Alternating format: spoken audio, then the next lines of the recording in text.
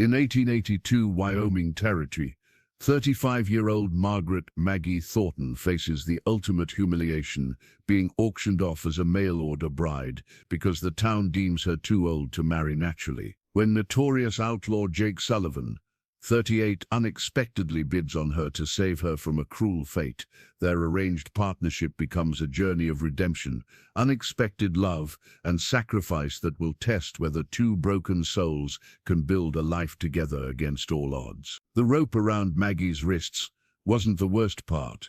It wasn't even the jeering crowd of Millbrook's finest citizens gathered in the dusty town square, their faces twisted with a mixture of pity and cruel amusement. No, the worst part was the sign hanging around her neck. Spinster, 35 years, suitable for hard work. Step right up, gentlemen. Mayor Hutchins bellowed from his makeshift platform, his voice carrying over the Wyoming wind. Margaret Thornton, aged but sturdy, can't promise she'll give you children, but she knows her way around a kitchen. Maggie kept her chin high, though her green eyes burned with unshed tears. This wasn't supposed to be her life. Once she'd been the belle of Millbrook, before the war took her fiancé, before her father's ranch failed, before the years slipped by like water through her fingers. The crowd parted, and through the dust and humiliation, she saw him. Jake Sullivan stood at the edge of the gathering, like a dark storm cloud against the pale morning sky. The notorious outlaw's presence sent whispers rippling through the crowd, like wildfire. His weathered face bore the scars of countless fights, his gray eyes cold as winter steel. The marshal's hand instinctively moved to his pistol. "What's an outlaw doing at a respectable auction?" someone hissed. Jake's lips curled into something that wasn't quite a smile. "Bidding," he said simply, his voice rough as sandpaper. $50. The crowd gasped. It was more than double what anyone expected for an old maid. Mayor Hutchins stammered, "Mr. Sullivan, this is a legitimate auction for selling a woman like cattle." Jake interrupted, stepping forward. His spurs clinked against the wooden platform as he climbed up. "Seems about as legitimate as anything else in this godforsaken town. $50. Take it or leave it." Maggie's breath caught. She'd heard the stories about Jake Sullivan, train robber, killer, man with a bounty on his head that could buy half the territory. Yet here he stood, offering a fortune for a woman the town had written off as worthless. "I don't need your pity," she whispered when he drew close enough. Jake's eyes met hers, and for a moment something flickered in their depth. Not pity, but understanding. "Good," he murmured back, "'cause I ain't offering any. You got two choices, lady. Come with me or let Hutchins sell you to Fat Tom over there, who's been eyeing you like a prize heifer." Maggie glanced at Tom Brennan, the slovenly rancher who'd already buried two wives and was looking for a third to work to death on his failing spread. Her stomach turned. "Why?" she asked Jake quietly. "Why would you?" "Because I know what it's like to have vultures circle," he said, cutting the rope from her wrists with a swift motion of his knife. "And because I need something you got, which is respectability, or at least the appearance of it." He turned to address the crowd, his hand resting casually on his gun. "The lady's coming with me. Anyone got a problem with that?" The marshal stepped forward. "Sullivan, you can't just..." "Can't what, Marshal Davies?" Jake's voice turned dangerous. "Can't participate in your town's little slave trade? Seems to me I followed all your rules. Highest bidder wins. Ain't that right?" The marshal's jaw clenched, but he had no argument. The law, twisted as it was on Jake's side. Maggie felt Jake's rough hand at her elbow, surprisingly gentle. "Come on," he said quietly. "Let's get you out of here." As they walked through the parting crowd, Maggie heard the whispers following them like tumbleweeds. "Poor woman, going from one hell to another. Sullivan will probably kill her within a week." At her age, what choice did she have? But Maggie noticed something else. The way Jake positioned himself between her and the crowd, shielding her from their stares. The way his presence made strong men step back. For the first time in years, she felt something she'd thought lost forever. Protect. They stopped at a black horse tied to the post outside the general store. Jake swung up first. then offered his hand to her. "You ride with me for now. Your things." "Sold," Maggie said flatly. "Everything. To pay my father's debts after he died." Something softened in Jake's expression. "Then we'll get you new things." "With what money? You just spent $50 on me." "I got more." He pulled her up behind him with surprising strength. "Hold on tight. We got ground to cover before dark." As Maggie wrapped her arms around this dangerous stranger's waist, feeling the solid warmth of him through his coat, she wondered what she'd gotten herself into. The town of Millbrook grew smaller behind them, and with it, the life she'd known, such as it was. "Where are we going?" she asked, as they rode into the vast Wyoming wilderness. "My place. About a day's ride north, tucked into the mountains where the law don't bother looking too hard." "And what happens when we get there?"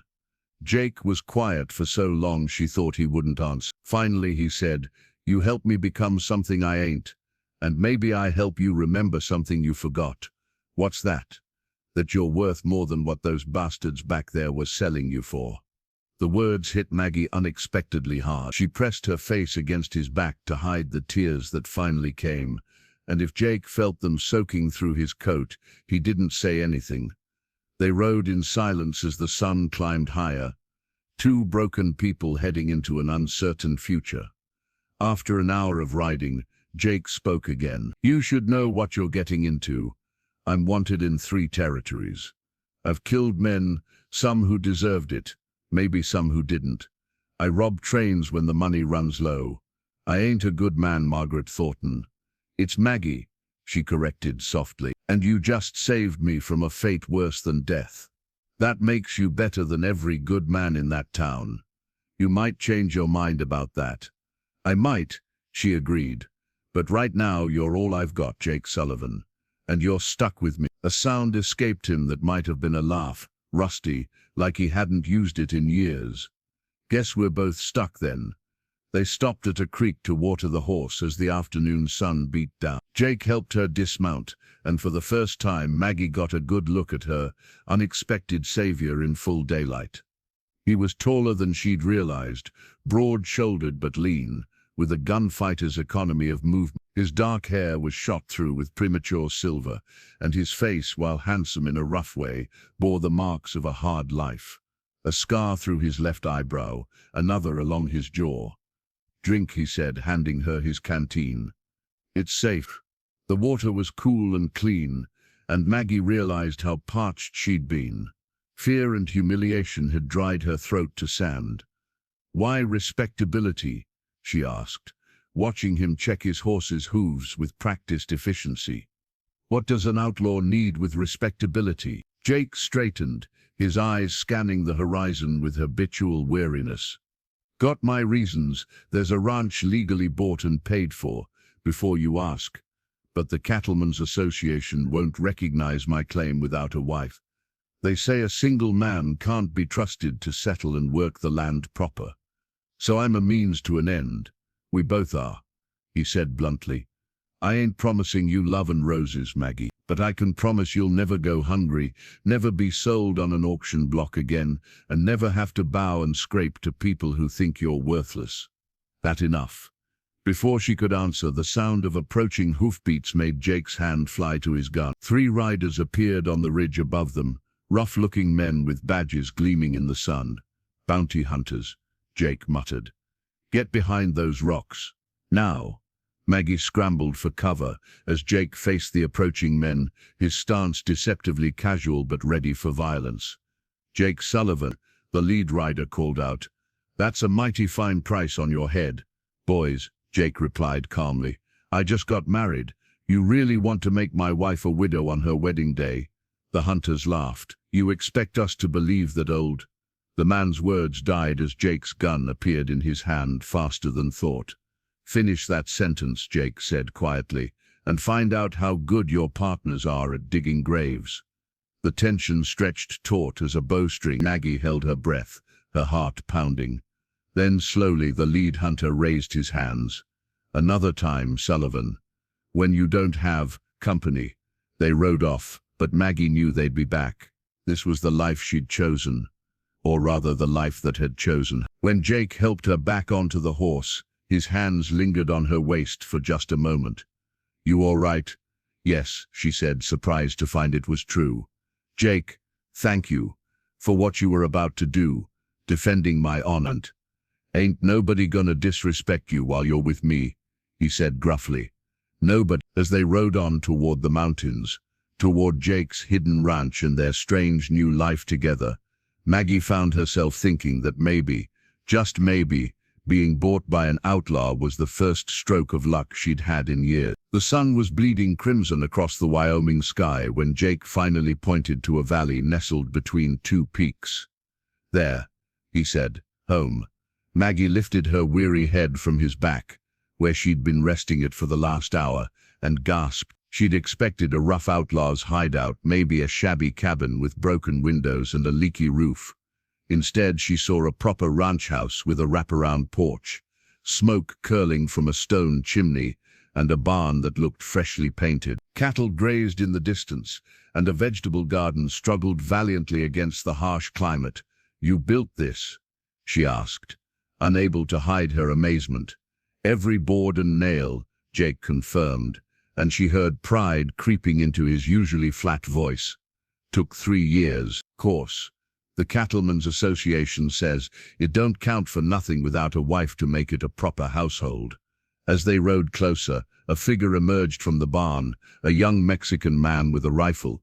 He lowered it when he recognized Jake. "Boss, you're back early. We weren't expecting." His eyes widened when he saw Maggie. "Señora Miguel, this is Maggie, my wife." Jake said the last word carefully, like he was testing its weight. "Maggie, Miguel helps me run the place. Lives in the bunkhouse with his nephew Carlos." Miguel's jaw dropped. "Wife, but boss, you said you'd never." "Things change," Jake cut him off. "Is Carlos back from town?" "See, but he came back with news, bad news." Miguel's eyes darted nervously to Maggie. "Maybe we should talk private." "Whatever you got to say, you can say in front of her," Jake said, helping Maggie down from the horse. Her legs nearly buckled after the long ride, and he steadied her with a hand at her elbow. "She's part of this now." Miguel nodded slowly. "The Brennan brothers are coming. Tom's mad about the auction, says you stole what was rightfully his. And James Hutchins, the mayor's son, he's riding with them. They're saying, you kidnapped the Senora." Maggie felt Jake tense beside her. "How many?" 8, maybe 9 men. Carlos heard them talking at the saloon. "They plan to come tomorrow night after you've let your guard down." Jake's laugh was bitter. "My guard ain't been down since 1868. He turned to Maggie. "Get inside. Miguel, show her the house. I need to prepare. I'm not hiding," Maggie said firmly. "If they're coming because of me, they're coming because Tom Brennan's a sore loser, and the mayor wants my land." Jake interrupted. "You just gave them an excuse." His gray eyes softened slightly. "Please, Maggie, go inside. You've had a long day." She wanted to argue, but exhaustion weighed on her like a heavy blanket. Miguel led her to the house while Jake headed to the barn, already barking orders to the young man who must be Carlos. The inside of the house was another surprise. It was clean, spare, but comfortable, with furniture that looked handmade but skilled. Books lined one wall, everything from dime novels to Shakespeare. A piano sat in the corner, its surface dusty but cared for. "You play?" Miguel asked, noticing her attention. "I used to years ago. The boss bought it last Christmas. Said every proper house should have music." Miguel shrugged. Never heard him play it though.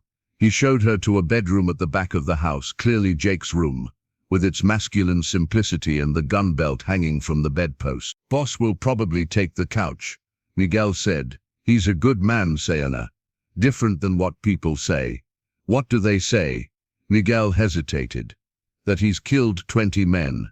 That he's robbed every train from here to California. That he sold his soul to the devil for his quick draw." He met her eyes. "Some of it's true, but the men he killed most were trying to kill him first. And the trains, well, he only robs the ones carrying payroll for the mining companies. The ones that worked men to death and threw their bodies in unmarked graves. You sound like you admire him. He saved my life, Miguel said simply, and Carlos's found us half dead in the desert after bandits killed our family, took everything. Boss brought us here, gave us work, taught Carlos to read and write. Never asked for nothing but loyalty. After Miguel left, Maggie sat on the bed, trying to process the last 12 hours. This morning she'd been prepared to be sold to the highest bidder, to become some man's drudge, until now she was in an outlaw's hidden ranch. Men were coming to kill them tomorrow, and she was supposedly married to one of the most wanted men in the territory. A soft knock interrupted her thoughts. Jake stood in the doorway, looking uncomfortable. "Brought you some things," he said, setting down a basin of warm water and clean towels. "Figured you'd want to wash up. There's a dress in the wardrobe. It's simple but it's clean. Belonged to someone who don't need it anymore." "Your late wife?" Maggie asked gently. Jake's jaw tightened. "My sister. She died 3 years back. Consumption." "I'm sorry." "Don't be. She went peaceful, in that very bed. Said it was the first time in her life she'd slept somewhere she felt safe." He turned to leave, then paused. "You should know, I won't expect nothing from you, marriage-wise I mean. This is a business arrangement. You'll have your own room soon as I can fix up the spare. You help me keep the ranch, I keep you safe. That's all. And tomorrow, when those men come, tomorrow, they'll learn what happens when someone threatens what's mine." The possessiveness in his voice should have frightened her. Instead, it made her feel oddly warm. "I'm not truly yours, though," she reminded him. "We're not really married." Jake reached into his pocket and pulled out a folded paper. "Actually, we are. Had Judge Cooper draw this up 6 months ago. Just needed a bride's name. It's all legal. Margaret Thornton Sullivan, as of this morning." Maggie stared at the marriage certificate. "You planned this?" "I planned to find someone," he admitted. "Didn't plan on it being yours, but when I saw you up there, saw those vultures circling." He shrugged. "Seemed like fate. You don't strike me as a man who believes in fate. I didn't used to." He met her eyes. "Get some rest, Maggie. Tomorrow's gonna be hard." After he left, Maggie washed and changed into the simple blue dress. It fit well enough, and she wondered about Jake's sister, another soul he'd tried to save. She ventured out to find the kitchen and nearly collided with a young man who could only be Carlos, maybe 17, with Miguel's dark eyes but a readier smile. "Senora Sullivan," he said brightly. "I was just making supper. You hungry?" The name jarred her, but she nodded. "Can I help?" No, you sit. First night in a new home, the woman should rest."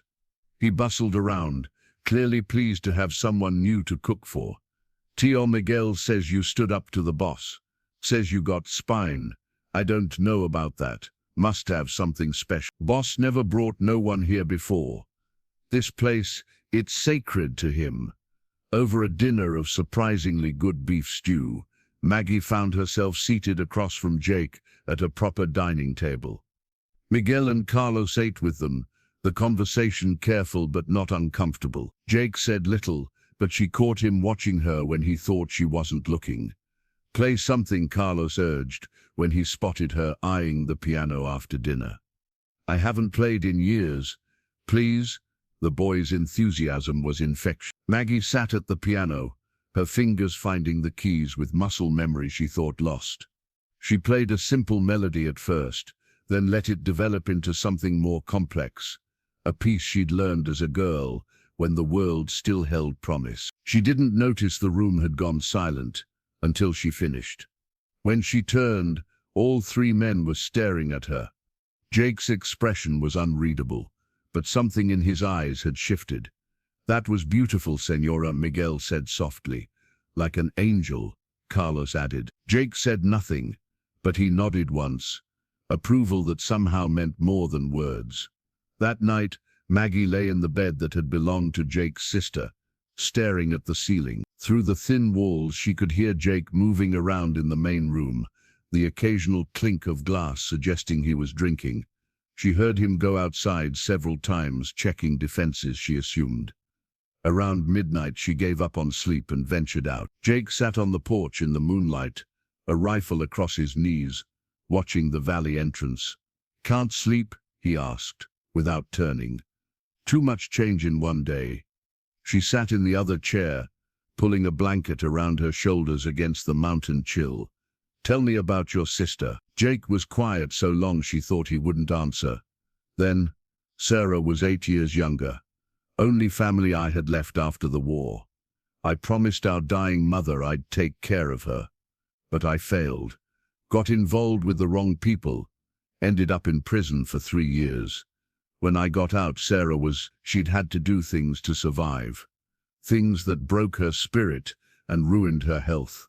That's why you saved me today, because of her.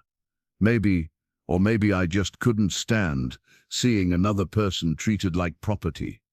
He took a swig from a flask, offered it to her. The whiskey burned, but it helped with the cold. "You remind me of her a little. Not in looks, but in the way you held your head high even when they were trying to break you." "I was terrified," Maggie admitted.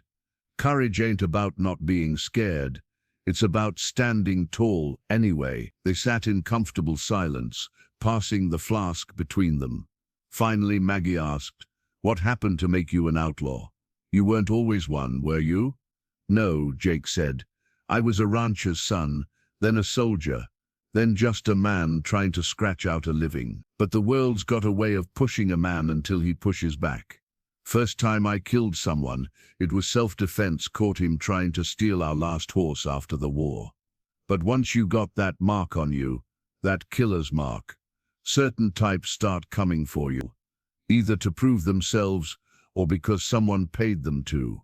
After a while, you become what they say you are." "I don't believe that," Maggie said. "I think you're still trying to be the man who promised his mother he'd take care of his sister. You just got lost along the way." Jake turned to look at her then, really look at her, and the moonlight caught the pain in his eyes. "Careful, Maggie Sullivan. Keep talking like that, and I might start believing in redemption again. Would that be so bad?" Before he could answer, a coyote howled in the distance, then another. Jake tensed, listening. "That ain't coyotes," he said quietly. "Someone's signaling. They're watching the place. Already. Probably scouts, checking our numbers, our routines." He stood, pulling her up with him. "Get inside. Bar your door. No matter what you hear tonight, don't come out. Jake, promise me." The intensity in his voice made her nod. As she headed for the door, he called after her softly. "Maggie, that piano playing, it was the most beautiful thing I've heard in years, maybe ever." She went to bed with those words warming her more than any whiskey could. She woke to gunfire. The gunfire cracked through the pre-dawn darkness like thunder. Maggie bolted upright, her heart hammering against her ribs. Through the window she saw muzzle flashes, lighting up the yard like deadly fireflies. She heard Jake's voice, calm and commanding. "Miguel, take the east side. Carlos, stay low and watch the barn." More gunshots. The sound of breaking glass from the front of the house. A man's scream, not Jake's voice, thank God. Maggie pulled on the dress and boots, her hands shaking. She'd promised to stay in the room, but every instinct screamed at her to help somehow. She found an old Navy Colt in the drawer of the bedside table, checked it was loaded, and crept to the door through a crack. She could see Jake crouched behind an overturned table, coolly picking off attackers. His movements were economical, precise, a man who'd done this many times before. But there were so many of them. "Sullivan," Tom Brennan's voice bellowed from outside. "Send out the woman. This don't concern her." "Like hell," Jake shouted back. "She's my wife, Brennan. That makes her concerns mine. She was supposed to be mine. I had a deal with Hutchins. Your deal was to buy a human being," Jake replied, reloading with practiced efficiency. "Deal's off." A figure crashed through the side window. One of the attackers had circled around. He raised his gun toward Jake's exposed back. Without thinking, Maggie kicked open her door and fired. The man dropped, clutching his shoulder. Jake spun around, his eyes wide. "Maggie, I told you. Behind you, she screamed. He turned and fired in one fluid motion, dropping another attacker who'd been creeping up. Then he was across the room, pulling her behind better cover. You promised to stay put, he said, but there was something like pride in his voice. I lied, she replied, checking the Colt's remaining bullets. How many are left? Too many. But Miguel's got the high ground, and an anguished cry from outside made Jake go rigid. Carla, through the window they could see the young man on the ground, holding his leg, trying to crawl to cover while bullets sparked around him. Jake moved to go help, but 3 men were already advancing on Carlos's position. It was suicide to try. Cover me, Maggie said. What? No. But she was already moving, staying low. Using the shadows, Jake cursed and laid down covering fire, making the attackers duck. Maggie reached Carlos and dragged him behind a water trough, both of them gasping. Senora, you shouldn't. Hush, she said, tearing fabric from her dress to bind his bleeding thigh. Can you make it to the house if I help? See, I think. A shadow fell over them. James Hutchins stood there, gun pointed at Maggie's head, an ugly smile on his face. Well, the old maid playing hero. The gunshot was deafening, but it wasn't Hutchins' gun that had fired. The mayor's son looked down at the spreading red stain on his chest, confused. Then he toppled forward. Behind him stood Jake, smoke rising from his pistol, his face carved from stone. Nobody, he said coldly, points a gun at my wife. He helped Maggie get Carlos inside while Miguel continued firing from his position. Once Carlos was safe, Jake turned to Maggie, gripping her shoulders. That was the bravest, stupidest thing I've ever seen, he said roughly. Don't ever do it again. I won't if you won't, she shot back. Despite everything, he almost smiled. Then Tom Brennan's voice rang out again. Sullivan, Hutchins is dead. You killed the mayor's son. He drew on my wife. Jake called back. That's on you, Brennan. There's a dozen witnesses says different. You're gonna hang for murder now, Sullivan. Only question is whether the woman hangs with you. Jake's jaw tightened. He looked at Maggie, then at Carlos bleeding on the floor, at Miguel still fighting from his position. His eyes went dark with decision. Brennan, he shouted, you want to settle this, you and me, right now? Jake, no, Maggie grabbed his arm. It's a trap. It's the only way, he said quietly. If I don't end this now, they'll keep coming. The mayor, the law, bounty hunters, they'll never stop. Not until you're all dead. Then we run, together. For how long? Until we're old and tired, and they finally catch us. He cupped her face gently. I wanted to build something here, Maggie. Something good. Maybe I still can if I do this right. He pulled away before she could protest, checking his guns one last time. Jake Sullivan, she said, her voice breaking. If you die out there, I'll never forgive you. If I die out there, he replied softly, at least you'll be free. The certificate's legal. You'll inherit the ranch. Miguel knows where the money's hidden. You could have a good life here. I don't want a good life. I want... She stopped, unable to say what she'd only just realized.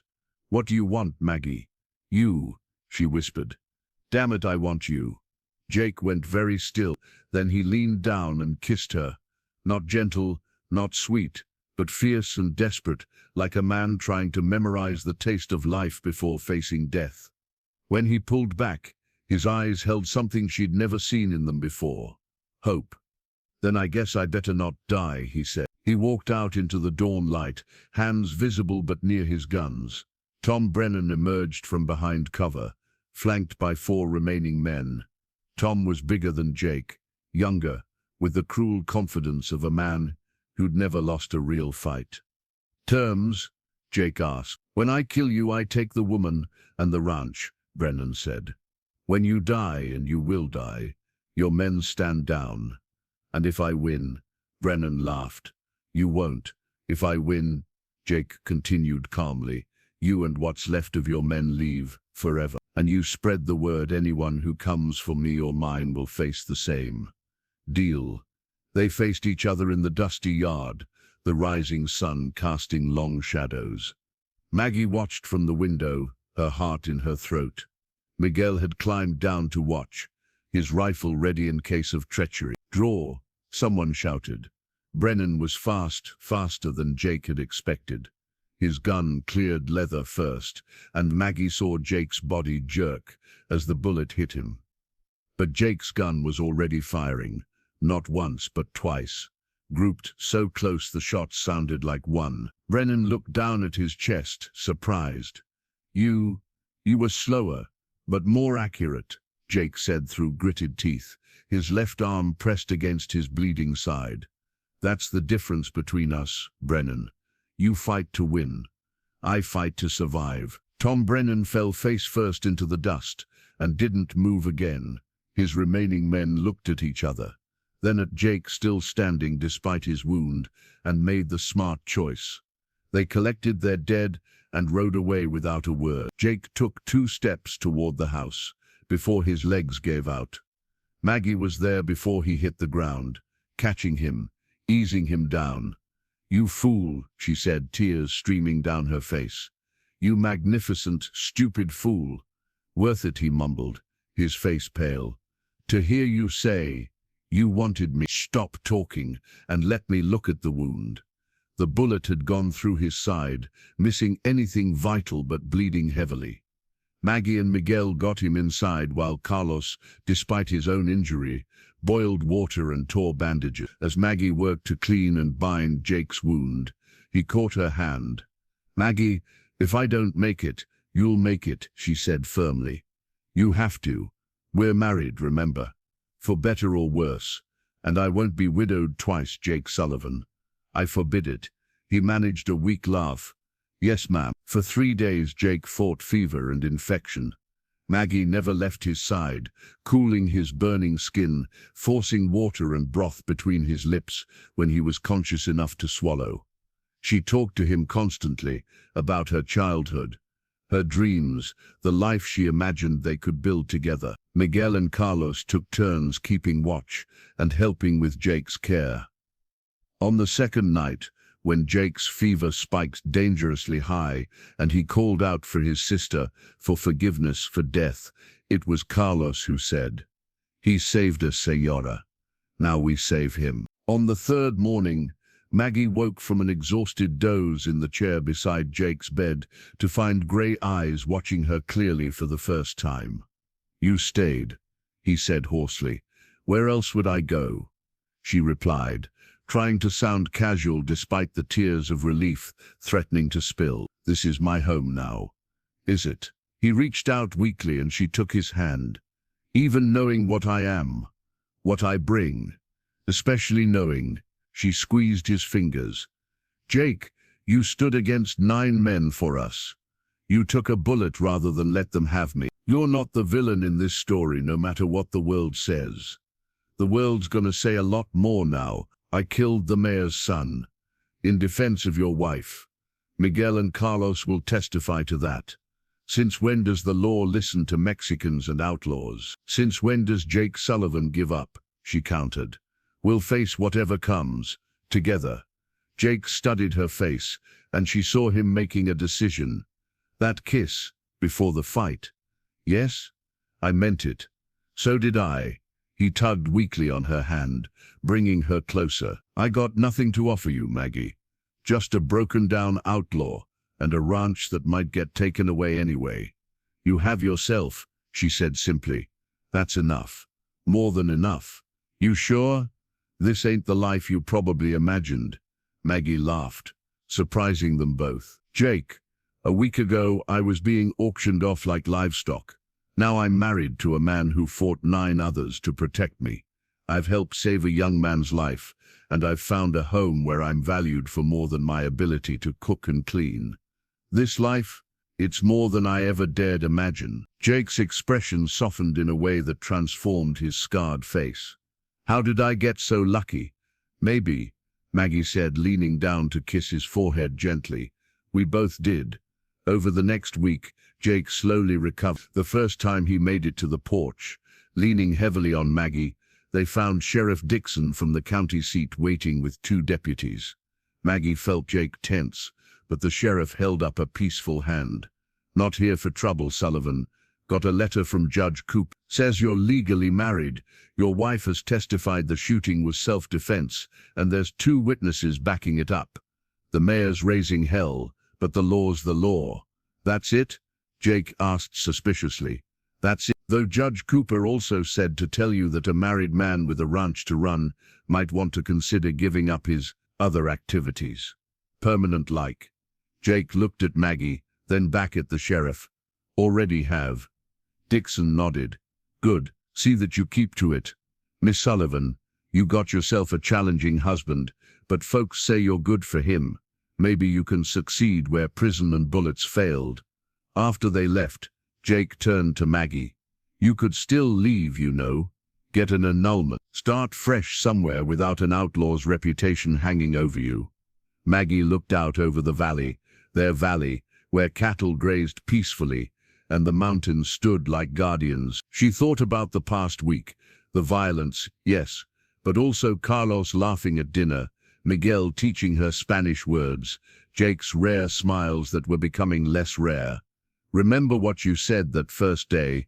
She asked. That maybe you'd help me remember something I'd forgotten. Yeah, well, I remembered. I remembered that I'm strong, that I'm brave, that I'm worth fighting for. She turned to face him fully. You gave that back to me, Jake. So no, I'm not leaving. This is my home. You're my husband, really. My husband, and we're going to make this work. You sure? Instead of answering with words, Maggie kissed him. Not the desperate kiss before the gunfight, but something slower, deeper, full of promise. When they pulled apart, Jake's eyes held a light she'd never seen before. I love you, he said, the words rough like they'd been pulled from somewhere deep. Don't know when it happened, but I do. I love you too, Maggie replied. Probably from the moment you cut those ropes off my wrists and gave me a choice. 3 months passed in what Maggie would later remember as the golden time. Jake's wound healed completely, leaving just another scar to add to his collection. The ranch thrived under their combined efforts. Jake and Miguel working the cattle, Carlos recovering fully and taking charge of the horses, and Maggie transforming the house into a true home. She planted flowers along the porch, started a proper vegetable garden with seeds from town, and even convinced Jake to help her paint the kitchen a warm yellow that caught the morning sun. In the evenings she played piano while the men played cards, filling the house with music and laughter that had been absent for too long. Jake was changing too. The hard edges were softening, though the alertness never fully left his eyes. He smiled more, even laughed occasionally. At night, he held her like she was something precious, whispering promises in the dark about the future they'd build together. Maybe children, he said one night, his hand resting on her belly.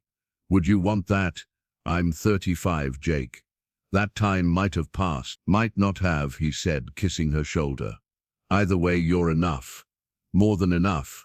It was a Tuesday morning when everything changed. Maggie was hanging laundry, humming to herself, when she saw the rider approaching. Something about the way he sat his horse, aristocratic, controlled, made her stomach tighten. This wasn't a drifter or a neighboring rancher. Jake, she called, but he was already coming out of the barn, his hand instinctively near his gun. The rider stopped at a respectful distance, removing his hat to reveal silver hair and a face that belonged in a Boston drawing room, not the Wyoming wilderness. Mr. Sullivan, the man said in a cultured voice. My name is William Thornton. Maggie's basket of laundry fell from nerveless fingers. No, she whispered. The man's eyes, her father's eyes, she realized with a shock, turned to her. Hello, Margaret, or should I say cousin? Cousin, Jake's voice was dangerous. Maggie, you know this man. Maggie's throat closed. The past she'd buried was standing in their yard, threatening everything. William Thornton dismounted with easy grace. Perhaps we should discuss this inside. It's quite a story, and I've ridden a long way to tell it. Jake looked at Maggie's pale face, then nodded curtly. Miguel, take his horse. Carlos, keep watch. Inside, William Thornton accepted coffee with thanks and studied Maggie with those familiar eyes. You look like your mother, he said finally. She had that same stubborn chin. My mother died when I was 10, Maggie said stiffly, and my father died 6 months ago, leaving nothing but debts. But that's where the story gets interesting, William said, pulling out a leather portfolio. The man you called father, Robert Thornton, was my uncle. He raised you as his own after your real parents died in a carriage accident when you were barely 2 years old. The room spun. Jake's hand found hers, anchoring her. That's impossible, Maggie said. He would have told me. Would he? William interrupted gently. Robert was a proud man. When he lost his own wife and child to fever, you became his whole world. He moved west, started fresh, never told anyone about your true parentage. But he wrote to me regularly. I have the letters here. He spread papers on the table, letters in her father's careful script, speaking of little Margaret and his hopes for her future. Why are you here? Jake asked, his voice cold. If this is about money, quite the opposite. William smiled slightly. I'm here about an inheritance. You see, Margaret is the sole heir to the Thornton shipping fortune. Our grandfather built an empire in Boston, and with my father's recent passing and my own lack of children, everything passes to her. Maggie couldn't breathe. How much? Approximately $300,000, plus holdings in several companies and properties in Boston, New York, and San Francisco. The coffee cup slipped from her numb fingers, shattering on the floor. Jake was very still beside her. That's enough money to buy half of Wyoming. Indeed, William agreed. Which brings me to why I'm really here. He looked at Maggie directly. I want you to come back to Boston with me. Take your rightful place in society. You're not some frontier rancher's wife. You're a Thornton of the Boston Thornton. She's a Sullivan, Jake said quietly. But Maggie heard the doubt creeping in. She's my wife. William's eyes flicked dismissively over Jake. A marriage that could easily be annulled. After all, you entered into it under false pretenses. She didn't know her true identity or worth. Neither did I, Jake said, standing abruptly. Excuse me. He walked out, letting the door slam behind him. Maggie started to follow, but William caught her arm. Think about what I'm offering, Margaret. A life of comfort, society, culture. You could marry properly. Senators' sons and railroad heirs are looking for wives. You could have children who would grow up with every advantage. I have a husband, Maggie said firmly. An outlaw husband. Oh yes, I know all about Jake Sullivan. Train robber, killer, wanted man. Is that really the life you want? Always looking over your shoulder, wondering when his past will catch up. His past is behind him, is it? William pulled out another paper, a wanted poster. But this one was new, dated just last week. There was a train robbery near Laramie. 3 guards killed. Witnesses say the leader matched Sullivan's description. Maggie's heart sank. That's impossible. Jake's been here. Every day, every night. Can you account for all his time? She wanted to say yes, but there had been that week when Jake and Miguel went to buy cattle from a ranch up north. They'd come back with money for supplies, said they'd sold some horses, but I'll give you time to think, William said, standing. I'm staying in town at the hotel. But Margaret, this offer won't remain open forever, and your husband's past or present will catch up eventually. When it does, do you want to be standing beside him at the gallows? After he left, Maggie found Jake in the barn, savagely repairing a broken stall. $300,000, he said without looking at her. You're worth $300,000. I'm worth exactly what I was worth yesterday, she said. This doesn't change anything. Jake laughed bitterly. Doesn't. You could be living in a mansion in Boston instead of hiding in the mountains with a broken-down outlaw. Jake, look at me. When he didn't, she grabbed his face, forcing him to meet her eyes. I don't want Boston. I don't want society parties and proper marriages. I want you. Even if I robbed that train. The question hung between them like a blade. Did you? She asked, quietly. Jake pulled away. Would it matter? Yes. Not because of the robbery, but because it would mean you lied to me. He was quiet for a long moment. Then, I didn't rob that train, but I know who did. Sam Morrison uses my name when he pulls jobs. Figures if they're gonna pin them on me anyway, might as well let them. Then we'll prove it. How? Who's gonna believe Jake Sullivan didn't rob a train? He turned back to his work. Your cousin's right, Maggie. You should go. Jake, I said go. The hammer came down so hard the wood split.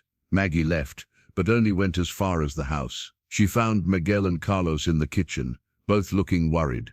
You heard? She asked. Miguel nodded. Sound carries. Senora, you're not really leaving. Never. She sat down, thinking hard. Miguel, that week you and Jake went north. You were really buying cattle. See, from the Kruger ranch. Why?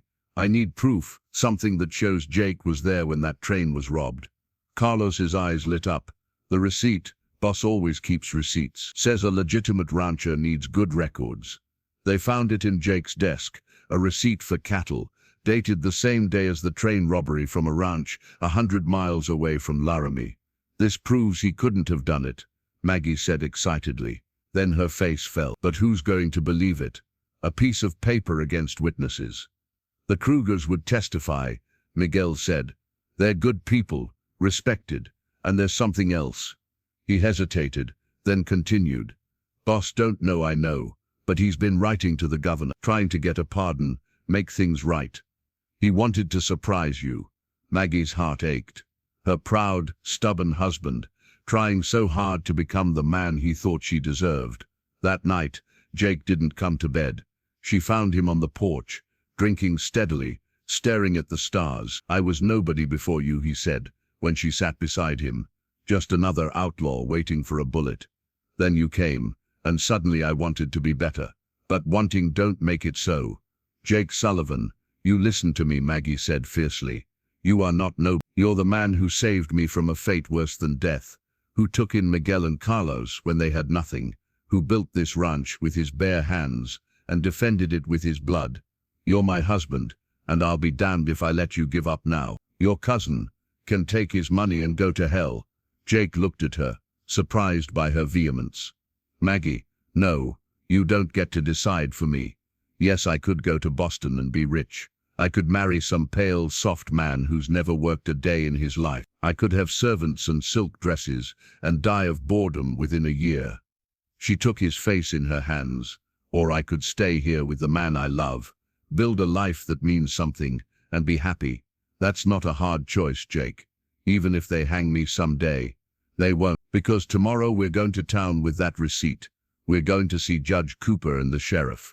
We're going to clear your name of this robbery, and then we're going to wire the governor about that pardon. And your cousin will be politely told that Margaret Sullivan is perfectly happy where she is. Jake pulled her into his lap, burying his face in her hair. I don't deserve you. No, she agreed. You deserve better. But you're stuck with me. He laughed, a real laugh, and kissed her deeply. When did you get so fierce? The day my husband taught me I was worth fighting for. They stayed on the porch, holding each other, watching the stars wheel overhead. But Maggie noticed Jake's hand never strayed far from his gun, and his eyes kept scanning the darkness. William's visit had stirred something up, and they both felt it. The next morning proved their instincts right. Maggie woke to find Jake already dressed, strapping on his guns. Riders coming, he said tersely. 6 of them. Stay inside. But, as the riders got closer, Maggie recognized the lead figure, Sheriff Dixon. Her relief was short-lived when she saw his grim expression. Sullivan, the sheriff called.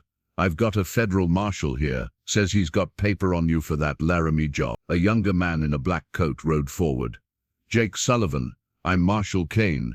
I'm placing you under arrest for train robbery and murder. He didn't do it, Maggie said, coming out despite Jake's warning look. We have proof, ma'am. Witnesses identified him. Witnesses are wrong. She held up the receipt. My husband was 100 miles away buying cattle when that train was robbed. The marshal barely glanced at it. A receipt can be forged. Then wire the Kruger ranch. They'll confirm it. I have my orders. Your orders are wrong. A new voice. William Thornton rode up, and Maggie's heart sank. Had he brought the marshal? But William continued. Marshal Kane, I'm William Thornton of Thornton Shipping. I'm also a close friend of Governor Campbell. Perhaps we should discuss this further before you make an arrest. The marshal's attitude changed immediately. Mr. Thornton, sir, I didn't realize you were involved. My cousin is Mrs. Sullivan. That makes this a family matter." William's voice carried the easy authority of old money. "Sheriff Dixon, might we use your office to sort this out properly?" Dixon looked relieved. "Of course." William turned to Jake. "Mr. Sullivan, would you come peacefully while we resolve this? You have my word as a gentleman that you'll receive fair treatment."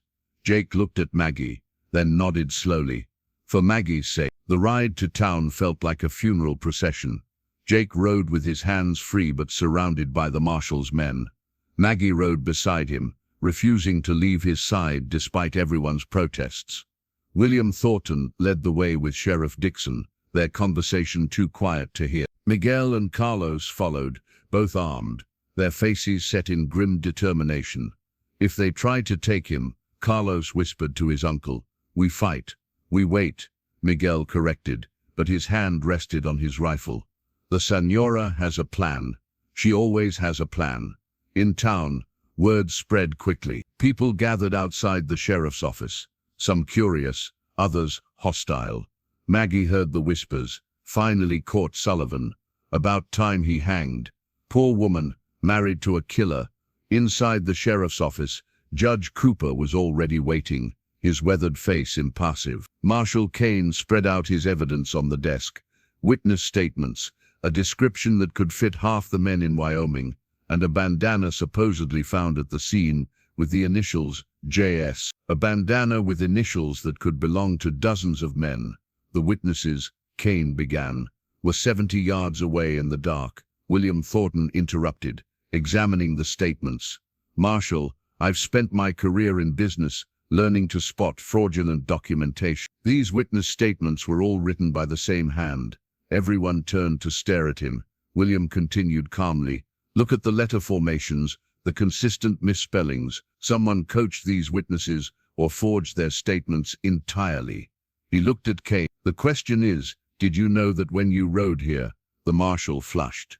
"I was given these by the Laramie sheriff." "Sheriff Brennan," Jake said quietly. "Tom's brother." The room went silent. "Pete Brennan swore these were legitimate," Kane said, but doubt crept into his voice. "Pete Brennan, whose brother I killed in self-defense 3 months ago?" Jake asked. "That Pete Brennan?" Judge Cooper leaned forward. "Marshal, I think we need to telegraph the Kruger Ranch immediately, and perhaps have a word with Sheriff Brennan about false evidence." While they waited for the telegraph response, William pulled Maggie aside.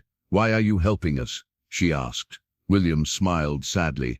"Because I saw how you looked at him, how he looked at you.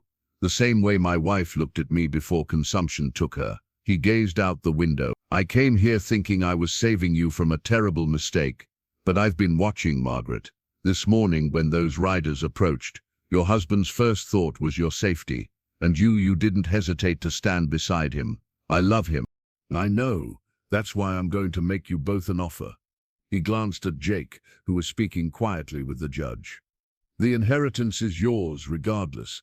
I can't and won't change that. But you don't have to choose between wealth and love. Use the money to build something here. Buy more land, improve the ranch, hire good lawyers to clear your husband's name permanently. You'd support that? Your father, Robert, wrote to me about his dreams for you.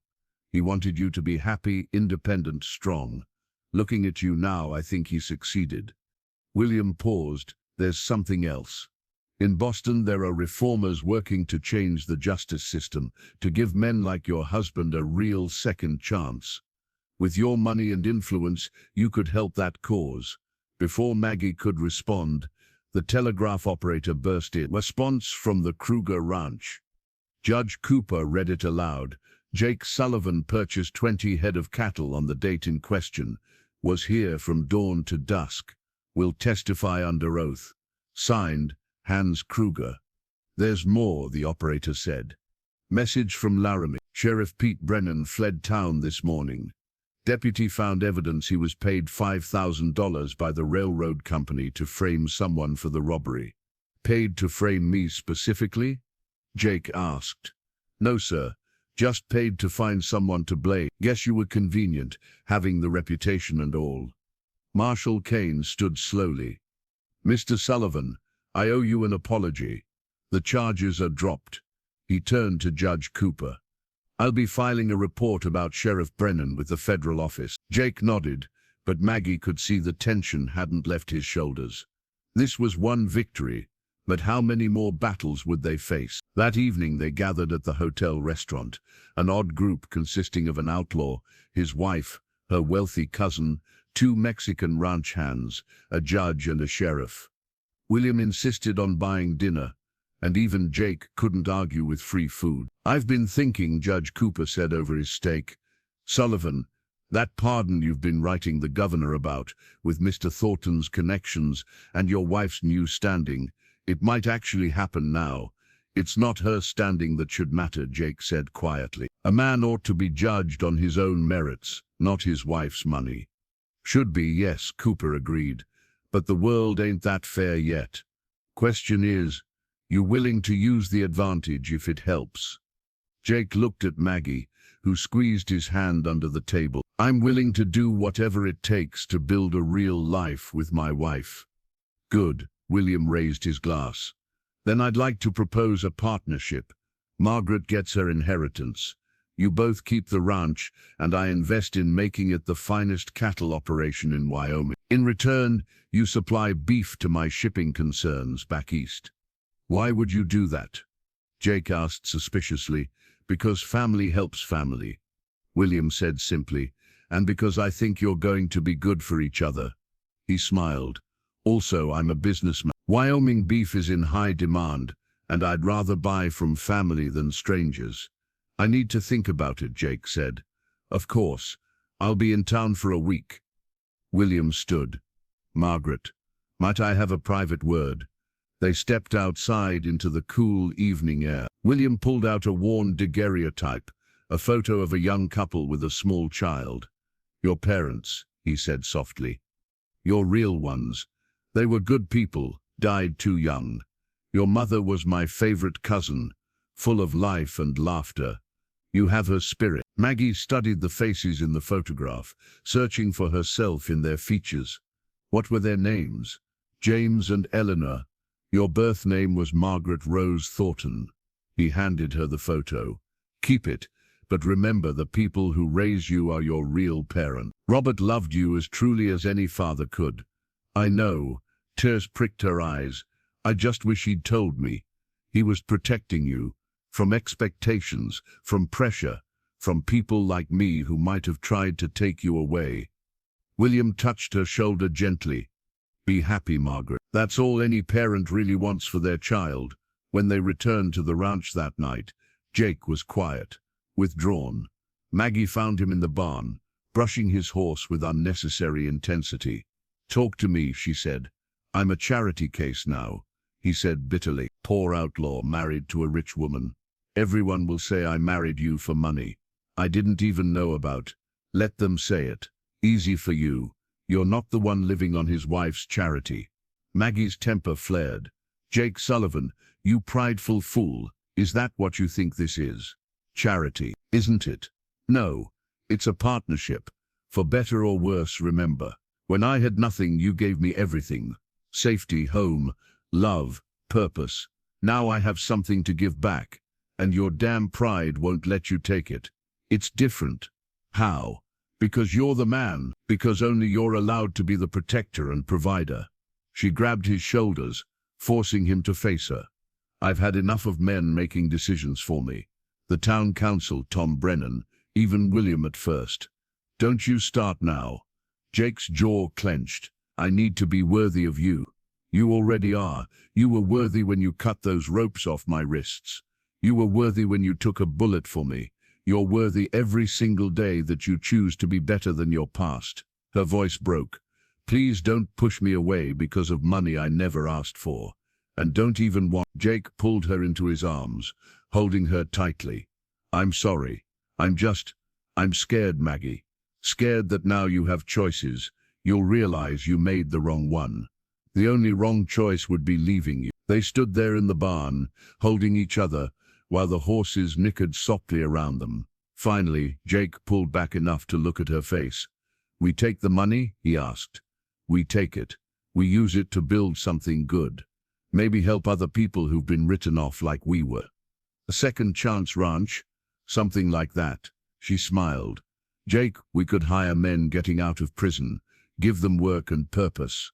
Women who have nowhere else to go. Make this place a real, fresh start for people. Jake's eyes lit up with possibility. Miguel would love that. He's always bringing home strays. Like you did with him and Carlos. That was different. It was exactly the same. You saw people in need and helped them. Now we can do more of it. Jake kissed her deeply. When did I get so lucky? The same day I did. A sound outside made them both freeze. Jake immediately pushed Maggie behind him, drawing his gun. But it was Carlos who appeared in the doorway, his face pale. Boss, we got trouble. There's men coming up the valley. Maybe a dozen. Law? No, sir. They look more like what you used to be. No offense. Jake's face went grim. Morrison. Has to be. He heard about the money. Sam Morrison, the man who'd been using Jake's name for his robberies. If he was coming here with a dozen men, it wasn't for a social call. Get to the house, Jake ordered. Miguel, break out the rifles. Carlos, ride to town. Get the sheriff. No time, Carlos said. They may be 20 minutes out. Jake looked at Maggie, and she saw the fear in his eyes, not for himself, but for her. We could run, she said quietly. No more running. His jaw set. This is our home. We defend it. Together. Together. They prepared quickly. Miguel took position in the loft. Carlos at the side window. Jake barricaded the front door and prepared ammunition. Maggie loaded every gun they had, her hands steady despite her racing heart. If something happens to me, Jake began. Nothing will happen to you, Maggie interrupted. We're going to survive this. And tomorrow we're going to start our new life with William's investment and our plans for the ranch. Maggie, no goodbyes, Jake. We don't need them. The riders appeared at the ranch entrance, spreading out in a practiced formation. The man in front, it had to be Morrison, looked enough like Jake to be a brother. Same build, same dark hair, but his face held a cruelty. Jake's never did. Sullivan, Morrison called. Hear you married rich? Ride on, Morrison, Jake shouted back. This doesn't concern you. Oh, but it does. See, I've been using your name for years, taking the blame for your jobs. Seems only fair I get a cut of your good fortune. The only thing you'll get here is a bullet. Morrison laughed. You're outnumbered 3-1, Sullivan, but I'm reasonable. Give us the woman and half the money, and we ride away. Counteroffer, Jake called back. You ride away now and I don't kill you all. Brave words for a dead man. The attack came fast. Windows shattered, bullets splintering wood. Maggie kept low, passing ammunition to Jake, taking shots when she could. Miguel's rifle cracked steadily from above, and she heard men cry out. But there were too many, and they were spreading out, surrounding the house. They're trying to burn us out, Carlos yelled, pointing to men with torches, approaching the barn. Jake cursed. If the barn burned, the horses would die and the fire could spread to the house. I'm going out there, he said. Like hell you are, Maggie replied, but Jake was already moving. He went out the back, using the shadows, picking off the torchbearers with deadly accuracy. But it exposed his position, and Morrison's men concentrated their fire on him. Maggie saw Jake dive behind the water trough, saw blood on his arm, and made a decision. She stood up in full view of the windows and screamed, "Stop! I'll come with you. Just stop shooting." The gunfire ceased. Morrison rode closer, grinning. "Smart woman. Come on out, and bring the money. Let Jake and the others go first," Maggie called. Sure. Boys, hold your fire." Maggie walked out, but she'd hidden Jake's spare pistol in her skirts. As Morrison dismounted to grab her, she pulled it, pressing it against his chest. "Call them off," she said quietly, "or you die first." Morrison's eyes widened. "You ain't got the nerve." The gunshot was muffled by their closeness. Morrison looked down at the spreading blood, shocked. You shot me, and I'll shoot the rest if they don't leave now," Maggie said loudly, taking Morrison's gun and backing toward where Jake was rising from cover. Morrison's men looked at each other, leaderless, their boss bleeding in the dirt. The woman killed Morrison. One shouted, "Let's get out of here." They fled like the cowards they were, leaving their leader dying in the dust. Jake reached Maggie just as her knees gave out, catching her as she started to shake. "You shot him. You shot a man. He was going to kill you," she said numbly. "All of you. I couldn't let that happen." Jake held her tightly as Morrison breathed his last. "It's okay. You did what you had to do. You saved us all." Sheriff Dixon arrived an hour later, with a posse, having been alerted by a neighbor who saw the smoke. He looked at Morrison's body, at the testimony of Miguel and Carlos, and made his decision. "Clear case of self-defense," he said. "Morrison was a wanted man anyway. There's actually a reward." "Give it to the church," Maggie said quietly. She was wrapped in a blanket, Jake's arm around her, still shaking from the adrenaline and horror of taking a life. William arrived with the sheriff, having heard the commotion. He surveyed the damage, the bullet-riddled house, the wounded defenders, his cousin pale but determined. "This settles it," he said. "You're taking the money and hiring proper security. No arguments." For once Jake didn't argue. 6 months later, the Sullivan Ranch barely resembled the hidden outlaw hideout it had once been.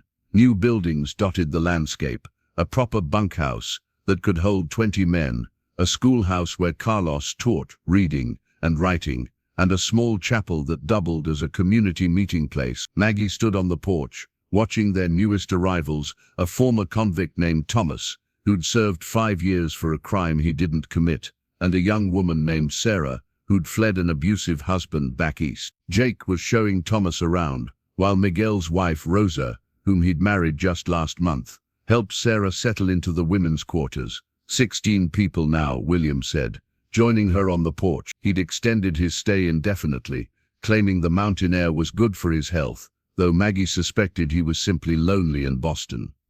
"Your Second Chance Ranch is becoming quite the operation. Jake wants to call it Redemption Ranch," Maggie said, smiling. "But I think that might be too obvious. Speaking of Jake, how's he handling the governor's visit next week?" Maggie's smile faltered slightly. "He's nervous. The pardon means everything to him, not for himself, but for what we're building here. If he's still legally an outlaw, it undermines everything." The governor's visit had been William's doing, using his connections and influence, but the decision would ultimately come down to Jake himself, whether the governor believed he'd truly changed. That evening, Maggie found Jake in the chapel. Of all places, he was sitting in a back pew, staring at the simple wooden cross Carlos had carved. "Praying?" she asked, sitting beside him. "Don't rightly know how," Jake admitted. "Never learned, but figured it couldn't hurt to try." "What are you praying for?" "Forgiveness, I guess, for the men I killed. Most of them were trying to kill me, but still, their deaths weigh on me." Maggie took his hand. "The fact that they weigh on you shows you're a good man. Morrison doesn't weigh on you." It was the first time they'd directly discussed the man she'd killed 6 months ago. Maggie considered her answer carefully. "It haunts me," she admitted. "I see his face sometimes when I close my eyes, but then I think about what would have happened if I hadn't pulled that trigger. You dead Miguel and Carlos too. Maybe me worse than dead. So yes, it haunts me, but I'd do it again." "That's the difference between killing for survival and killing for sport," Jake said. "Morrison enjoyed it. We just did what we had to." They sat in comfortable silence until the dinner bell rang. The dining hall, a new addition that could seat 30, was full of laughter and conversation. Former outlaws sat beside reformed prostitutes, displaced farmers beside recovering addicts, all of them given a second chance by the Sullivans' strange experiment in redemption. After dinner, Maggie played piano while others sang. Jake watched from the doorway, and she caught him smiling, a real, unguarded smile that transformed his weathered face. Later in their bedroom, Jake pulled her close. "I've been thinking about what the governor might ask. About my past, my crimes. Tell the truth," Maggie said simply. "All of it? All of it? The man you were, the man you're becoming. Let him see the journey." Jake was quiet for a moment. "There's something I never told you, about the first man I killed." Maggie waited patiently. "He wasn't trying to steal our horse. He was my father. The words hung in the darkness like lead. He came back from the war different, broken, mean, dry. He'd beat my mother, beat Sarah when she was just tiny. One night, he went after Mother with a knife. I was 14. I shot him to save her life. She died anyway, 2 days later from her injuries, but not before making me promise to take care of Sarah. Oh, Jake. Maggie held him tighter. Everything after that, every crime, every killing, it all started there. A 14-year-old boy with blood on his hands and a little sister to feed. His voice was rough, with unshed tears. What if the governor asks about that? What if he thinks I'm irredeemable? Then he's a fool, Maggie said fiercely. You were a child, protecting your family. Everything you've done since the good and the bad stems from that moment. But look what you've built from that pain. This ranch, this sanctuary for broken people. You've taken your suffering and transformed it into something beautiful. We've transformed it, Jake corrected. I couldn't have done any of this without you. The week passed quickly, preparation consuming everyone's attention. The main house was scrubbed spotless, the yard tidied, and everyone practiced their best behavior. The night before the governor's arrival, Jake couldn't sleep. What if he says no? He asked, staring at the ceiling. Then we continue as we are, Maggie said. You're already pardoned in the hearts of everyone here. Official paper won't change that. It would mean I could travel freely. We could visit Boston, see your cousin's world, have a proper honeymoon. Jake Sullivan, are you going soft on me, wanting honeymoons and travel? He rolled over, pinning her beneath him. Maybe I am. Maybe my wife's civilizing influence is working. God, I hope not, she laughed. I fell in love with an outlaw, remember? Former outlaw, reformed outlaw, she corrected, pulling him down for a kiss. Governor Campbell arrived the next morning with a small entourage. He was younger than Maggie expected, with shrewd eyes that took in everything, the buildings, the workers, the atmosphere of purposeful activity. Mr. Sullivan, he said, shaking Jake's hand, I've heard a lot about you, both good and bad. I imagine the bad outweighs the good, Governor. You'd be surprised. William Thornton speaks highly of you, as does Judge Cooper, Sheriff Dixon, and a surprising number of reformed criminals who credit you with saving their lives. They toured the ranch, the governor asking pointed questions about their rehabilitation program, their plans for expansion, their success rates. He interviewed several residents privately, and Maggie saw him taking copious notes. Finally, he asked to speak with Jake alone. They went into Jake's study, another new addition, and closed the door. An hour passed, then 2. The entire ranch held its breath. When they emerged, both men's faces were unreadable. The governor called his entourage together, then turned to address the gathered residents. I came here expecting to find a reformed outlaw looking for forgiveness, Campbell said. Instead, I found something much more valuable. A man who's taken his past mistakes and used them to help others avoid the same path. He pulled out an official document. Jake Sullivan, by the power vested in me as governor of Wyoming Territory, I hereby grant you a full pardon for all past crimes. The cheer that went up could probably be heard in town. Jake stood frozen, staring at the paper like it might disappear. Maggie ran to him, throwing her arms around his neck. It's over, she whispered. You're free. Free, Jake repeated, the word foreign on his tongue. The celebration lasted well into the night. William broke out champagne he'd been saving. Miguel played guitar while Rosa sang, and even Jake was convinced to dance with Maggie under the stars. What now? She asked, as they swayed together. Now that you're officially respectable. Now we live, Jake said simply. We build, we help people. We raise those children you mentioned wanting. Children. At our age, why not? We've got love, money, land, and a whole community to help raise them. As if on cue, Maggie felt a flutter in her belly that she'd been ignoring for weeks. Jake, I think we might already be starting that family. Jake stopped dancing, his eyes wide. Are you sure? I've suspected for a while. I wanted to wait until after the governor's visit to tell you. Jake dropped to his knees right there in front of everyone, pressing his ear to her still flat stomach. A baby. Our baby. Get up, you fool. Maggie laughed through tears. Everyone's watching.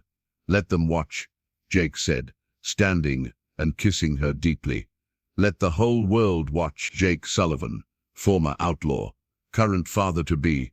The news spread quickly, adding another layer of joy to the celebration. Toasts were made, congratulations offered, and Rosa immediately started planning baby clothes. That night, as the ranch finally quieted, Jake and Maggie lay entwined in their bed, his hand protective over her belly. You know what this means, Jake said quietly. What? Our child will be born to legally married, respectable parents. They'll never have to carry the weight of their father's crimes. They'll carry the weight of their father's redemption instead, Maggie said. They'll know that people can change, that second chances exist, that love can transform even the darkest past. What if I'm not a good father? What if I'm like, you're not him, Maggie interrupted firmly. You're Jake Sullivan, the man who saves strays and builds sanctuaries. You'll be a wonderful father. A knock at the door interrupted them. Carlos stood there, looking worried. Boss, there's a woman at the gate. She's in bad shape. Looks like she's been beaten. She's asking for you specifically. Jake and Maggie dressed quickly and went out. The woman was young, maybe 20, with a black eye and split lip, but it was her eyes that caught Maggie's attention. They held the same haunted look Jake's had when she first met him.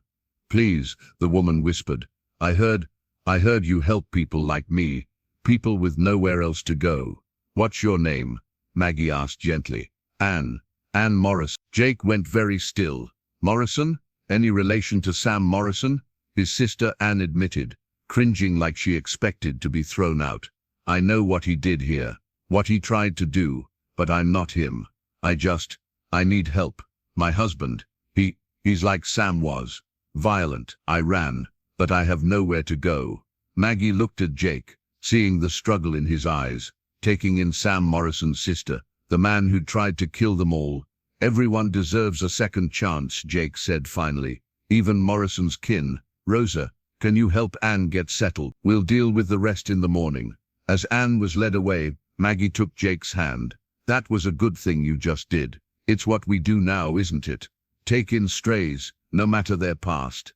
It's what you've always done. You just have help now. They stood there, looking out over their ranch, their kingdom of second chances, and Maggie marveled at how far they'd come, from an auction block to this moment, from desperation to hope, from loneliness to family.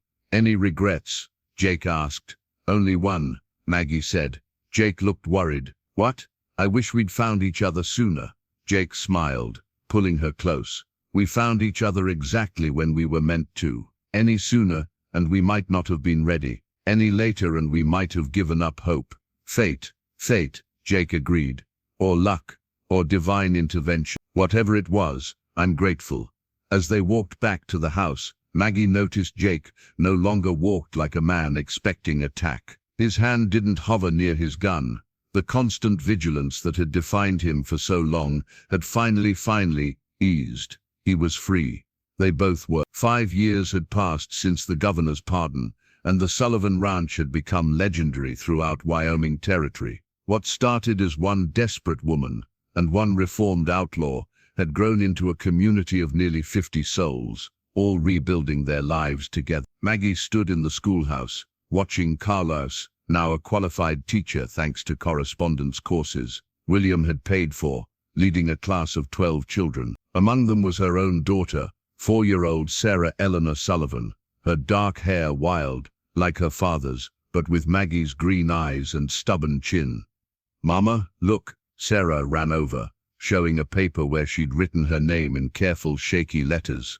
I did it all by myself. That's wonderful, sweetheart, Maggie said, kissing her daughter's head. Your father will be so proud. Jake was away, had been for 3 days now, helping track down a group of cattle rustlers with Sheriff Dixon. Even pardoned, even respectable, his tracking skills were too valuable to waste. But Maggie worried. She always worried when he was gone, especially now with their second child growing within her. Mrs. Sullivan, Ann Morrison, now Ann Fletcher, after divorcing her abusive husband, approached hesitantly. In 5 years, She transformed from a beaten, terrified girl into the ranch's head seamstress and unofficial counselor for abused women. "There's someone here to see you. Says it's urgent." Maggie found a well-dressed elderly man waiting in her parlor, his face grave. "Miss Sullivan, I'm James Hartley, attorney from Cheyenne. I'm afraid I bring troubling news. Is it Jake? Is he hurt?" "No, ma'am. This concerns your late father, Robert Thornton. It seems there was a lien on his property that was never properly disclosed. The bank that holds it is now claiming rights to assets that legally transferred to you, including this ranch." Maggie's blood ran cold. "That's impossible. Jake bought this ranch free and clear before we even met." "Yes, but when you inherited the Thornton estate and merged your assets, it created a legal complication. The bank is arguing that all marital property is now subject to the old lien. How much do they claim we owe?" $50,000. "Due in 30 days, or they'll seize the ranch." The room spun. They had money, yes, but most of it was tied up in improvements, cattle and supplies. 50,000 in cash would be nearly impossible. "This is obviously a scheme," William said from the doorway. Neither had heard him enter. "Which bank?"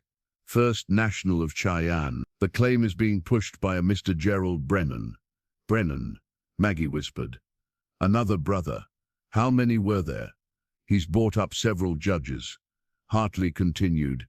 "Even with clear legal standing, fighting this could take years and cost more than the claim itself." After Hartley left, Maggie sat with William and Anne, trying to think of solutions. They could sell off cattle, but not enough in 30 days. They could borrow, but who had that kind of money readily available? "We could ask the residents to help," Anne suggested. "Many of them have saved money working here." "No," Maggie said firmly. "These people came here with nothing. I won't take their futures for our fight." Sarah ran in then, laughing, chased by 2 other children. She climbed into Maggie's lap, and Maggie held her tight, trying not to show her fear. That night, alone in their 2 empty bed, Maggie finally allowed herself to cry. Everything they'd built, everyone they'd helped, it could all be lost to one man's revenge. She woke to the sound of horses, many horses. Her heart leaped, thinking Jake had returned, but the voice that called out wasn't his. "Mrs. Sullivan, we know you're in there. Come out and discuss this like civilized folks."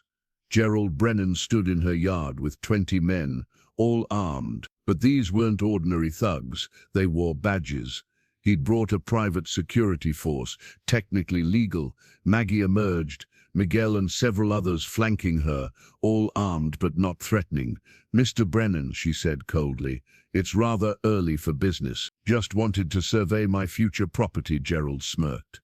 He was older than Tom had been, with the same cruel eyes but more intelligence behind them.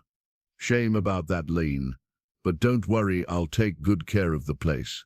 Course, all these undesirables will have to go. These people are under my protection. For now, 29 days, Mrs. Sullivan. Then they're trespassers on my land." One of his men laughed, heard Sullivan's away. "Convenient timing. My husband's business is none of your concern." "Oh, but it is. See, there's been another train robbery. Witnesses say it was Jake Sullivan." "That's impossible. He's been with the sheriff, has he? Or is that just what he told you?" Gerald pulled out a wanted poster, new with Jake's face and a reward of $10,000. "Dead or alive." Again, Maggie's hands clenched. "This is another frame-up. Prove it." "Oh wait, you'll be too busy trying to save your ranch." He tipped his hat mockingly. 29 days, Mrs. Sullivan. Tick-tock. After they left, the ranch erupted in angry voices. Some wanted to fight, others to flee. Sarah clung to Maggie's skirts, sensing the fear in the air. "Mama, are the bad men going to take our home?" "No, sweetheart," Maggie said, though she wasn't sure she believed it. "We won't let them." 3 more days passed with no word from Jake. Maggie was beginning to fear the worst when Carlos rode in hard from town. "Senora, the sheriff's back, but Don Jake isn't with him." Maggie's heart stopped. She rode to town immediately, finding Dixon in his office, looking exhausted and grim. "Where is he?" she demanded. "Maggie, sit down. Where is my husband?" Dixon sighed. "We caught the rustlers 3 days ago. Jake was helping transport them to the federal prison when another group ambushed them. Professional bounty hunters, after that new bounty. Jake led them away from the prison transport, saved the guards' lives. But Maggie, they got him." The world tilted. "Is he dead?" "We don't know. They took him, probably to claim the bounty, but whether they'll bring him in alive or the reward is the same either way." "Where? If I knew that, where?" Maggie slammed her hands on his desk. "Last seen heading toward Devil's Canyon." "Maggie, that's bandit country. You can't." But she was already gone. Maggie rode back to the ranch like the devil was behind her. She found Miguel, Rosa, Anne and the others gathered, having heard the news. "I'm going after him," she announced. "Senora, it's suicide." Miguel protested. "Then I'll die trying. I won't abandon him." "You're pregnant," Rosa reminded her gently. "Think of the baby, of Sarah." "I am thinking of them. They need their father." Maggie's voice broke. "I need him. Then we go together," Anne said, stepping forward. "Jake saved all of us in one way or another. Time we returned the favor." One by one, others stepped forward, former outlaws, reformed prostitutes, men and women Jake had given second chances, all ready to risk everything for him. "The ranch," Maggie began, "will still be here when we get back," William said, entering with a rifle. "Or it won't. Either way, family comes first." In the end, 15 riders set out, leaving Rosa, Carlos and others to guard the ranch and the children. Sarah cried as Maggie left, and it nearly broke her heart. "Bring Papa home," Sarah pleaded. "I will, baby. I promise." They rode hard through the night, following tracks and rumors. At dawn they found the first sign, Jake's hat, blood-stained, lying beside the trail. "He's leaving us markers," Miguel said. "He knows we'd come." They followed the subtle signs, a broken branch here, a distinctive boot print there. Jake was alive and thinking, trying to help them find him. Devil's Canyon lived up to its name, a maze of red rock passages and hidden caves where outlaws had hidden for decades. As they entered, shots rang out. "That's far enough," a voice called. "This ain't your fight." "Like hell," Maggie shouted back. "Jake Sullivan is my husband. Release him, and we'll leave peacefully." Harsh laughter echoed off the canyon walls. "Sullivan's worth $10,000. You got that kind of money, lady? I'll pay $20,000 for him alive and unharmed," Maggie called. "Cash." Silence. "Then show yourself. Alone." "Senora, no. I have to." "Miguel."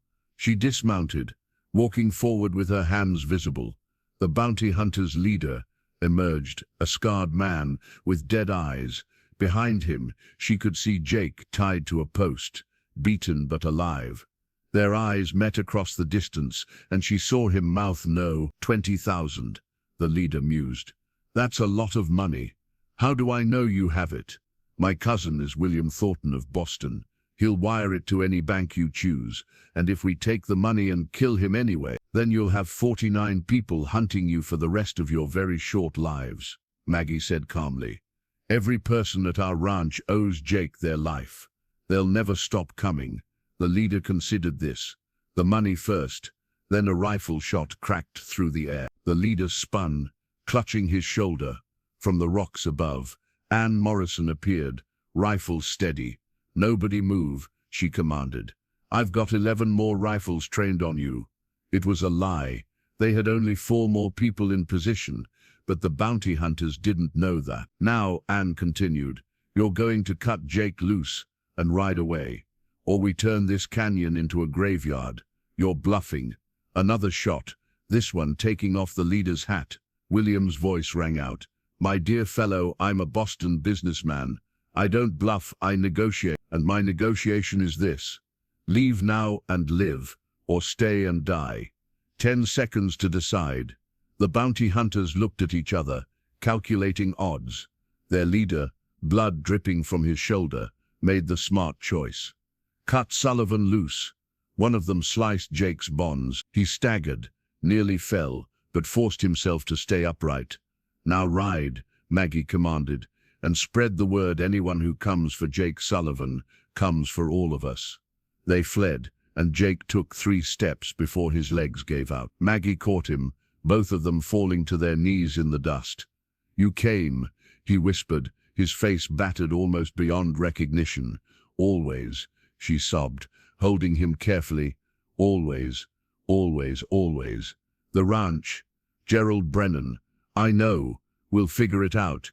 Just stay with me." "Not going anywhere," he mumbled against her shoulder. "Never again." They got him home, where Rosa's medical skills, learned from her grandmother, probably saved his life. For 2 days, he drifted in and out of consciousness, while Maggie never left his side. On the 3rd day, he woke clear-eyed to find not just Maggie, but Sarah curled up beside him. "Papa," Sarah squealed, then remembered to be gentle. "Mama said you were hurt, so I have to be careful." "I'm okay, little one," Jake said hoarsely, stroking her hair. "Just tired." "The bad men hurt you." "Yes, but Mama saved me. Mama's a hero." "I know," Sarah said matter-of-factly. "She saves everyone." Jake met Maggie's eyes over their daughter's head. "Yes, she does." Later, when Sarah was playing outside, Jake and Maggie finally talked about Brennan and the threat to the ranch. 22 days left, Maggie said. "I've been thinking we could go to the newspapers, make it public." Or, Jake interrupted, "we could use what I learned while those bounty hunters were dragging me around." Maggie raised an eyebrow. "They were hired by Gerald Brennan, not for the bounty that was just cover. He wanted me dead so you'd be vulnerable, easier to force off the land." "Can we prove it?" One of them got drunk, talked too much, mentioned Brennan's been doing this all over the territory, fake liens, hired thugs, stealing ranch. "There's a federal investigation starting, but they need evidence." Hope flickered in Maggie's chest. "What kind of evidence?" "The kind hidden in Brennan's office safe. The kind a reformed outlaw might know how to acquire." "Jake, you're pardoned, but if you're caught, then we better not get caught." He smiled, that old dangerous smile. "One last job, not for money or revenge, but for justice. You didn't think I'd leave you behind, did you? Besides, I need someone respectable to keep what?" It took a week to plan. Jake healed enough to ride, though his ribs protested. William used his connections to learn Brennan's schedule. He'd be at a cattleman's meeting in Laramie for 2 days. They rode out at night. Jake, Maggie, Miguel and I. The others wanted to come, but Jake insisted on a small group. Cheyenne was quiet at 3 in the morning. Brennan's office sat above the bank, accessed by an outside stairway. Jake picked the lock with the ease of long practice. "Some skills you never forget," he murmured. Inside, Maggie kept watch while Jake worked on the safe. His fingers were stiff from his injuries, but patience won out. The safe clicked open. Inside were exactly what they'd hoped: forged documents, records of bribes, proof of dozens of illegal land grabs, and at the bottom a letter from the railroad company thanking Brennan for handling the Sullivan problem and promising more work if he succeeded. "Got it," Jake whispered. That's when they heard footsteps on the stairs. "Someone's coming," Anne hissed from her position outside. Jake grabbed the documents, shoving them into a satchel. "Window? Too high," Maggie said, but she was already moving furniture to create a path. The door burst open. Gerald Brennan stood there, gun drawn, with 2 men behind him. Well, Jake Sullivan breaking and entering. "That'll void your pardon real quick. Only if you live to report it," Jake said calmly. 3 guns to 2. I like my odds. 4, Anne said from behind them, rifle pressed to one thug's back. "And Miguel's on the roof with a clear shot through that window."